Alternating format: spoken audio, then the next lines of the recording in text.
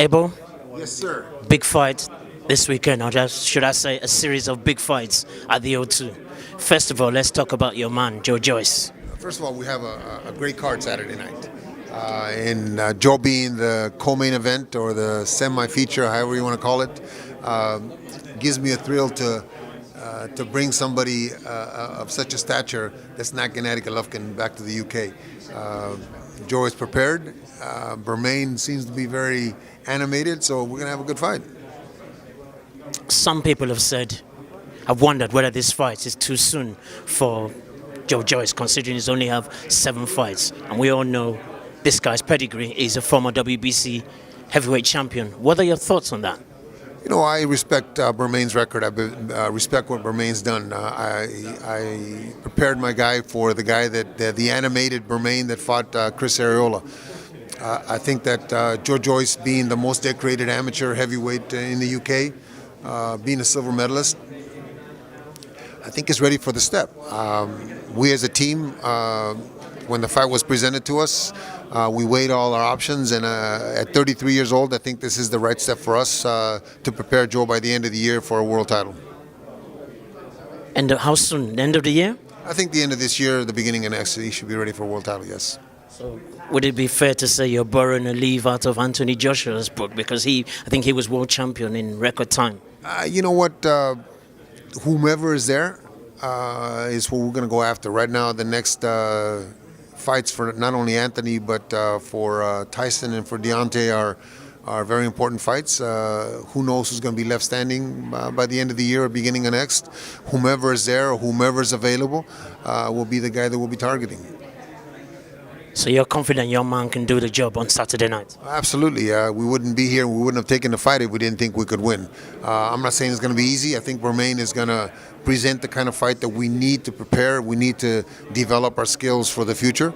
I never want to see my guys get a first round knockout or second round knockout. I always like my guys to go some rounds so that we can practice some of the things that we've been trying to learn in the gym.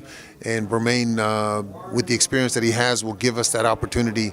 It may be a 12-round fight, who knows? But in those 12 rounds, we're going to grow from it. Wouldn't it be better to take your opponent out as soon as possible? What if a mistake happens? Because we know how heavyweight boxing is. One punch and it could be all over. No, I'm not asking for a decision. I'm asking for a tough fight. I'm asking for Bermane to be prepared so that we can test ourselves. If Joe's able to get him out of there early, of course, we'll take it. But these are the kind of fights that prepare you for Deontay Wilder. These are the kind of fights that prepare you for the great Tyson Fury. Having first-round knockouts doesn't prepare you for Tyson Fury.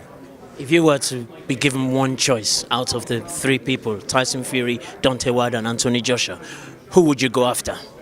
I would say Tyson is probably the toughest. Deontay being second, Joshua being third. I would want to see him fight Joshua here in the UK. Wow, that could be a big fight. That would be huge. I can't leave you without asking about your other man, Triple G, Gennady Golovkin. I understand he's on vacation at the moment, but what's next for him? You know, in the next 2 or 3 weeks, he'll have an announcement. He's weighing all his options. He's met with everybody he needs to meet with. Tom Loeffler and Gennady obviously are in constant contact. They will decide in 2 or 3 weeks what is best for Gennady's future and for boxing, and they will announce it. They will I'm sure we'll have a press conference and announce it. What is Joe Joyce like in training?